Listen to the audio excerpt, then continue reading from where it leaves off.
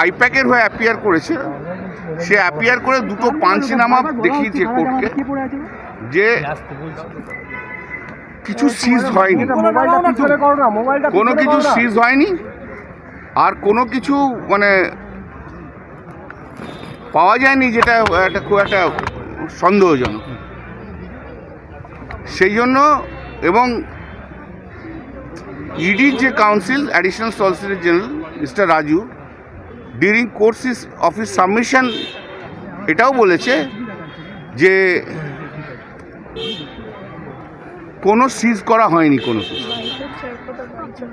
তাই জন্য জজ সাহেব রিট পিটিশন ডিসপোজ অফ করে দিলেন অন দেয়ার টার্মস যে কোনো কিছু সিজ হয়নি বলে।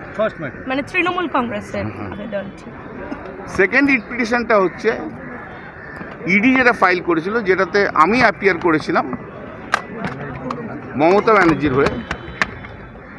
Mamata Banerjee as chairperson of all India Trinamool Congress, not chief minister of West Bengal.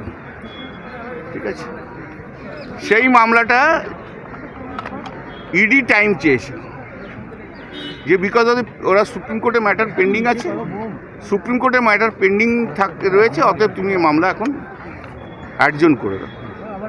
তো আমরা বলেছিলাম যে সুপ্রিম কোর্টে কি গ্রাউন্ডে চেয়েছে, দেখো সুপ্রিম কোর্টে মামলা করতে গেছে, যেহেতু বলে যে এর আগের দিন মানে কোর্টের এগেনস্টে অ্যালিগেশন করেছে, যে তখন জজ সাহেব বললো যে ঠিক আছে। আর আমরা বলেছিলাম যে আমরা we are agreeable to argue this matter, we are against this adjournment. তো জজ সাহেব ওদের সাবমিশনটা রেকর্ড করেছে যে হিয়ারিংয়ে এটা ইয়েতে রেকর্ড করেছে যে সেন্টার মানে ইডি অ্যাডজর্নমেন্ট চেয়েছে এবং আমরা মামলা করতে চেয়েছি, কিন্তু যেহেতু ইডি অ্যাডজর্নমেন্ট চেয়েছে সেই জন্য মামলা অ্যাডজন করা হলো। সুপ্রিম কোর্টের মামলা হওয়ার পর সেই মামলা লিবার্টি দেওয়া রইল মেনশন করার।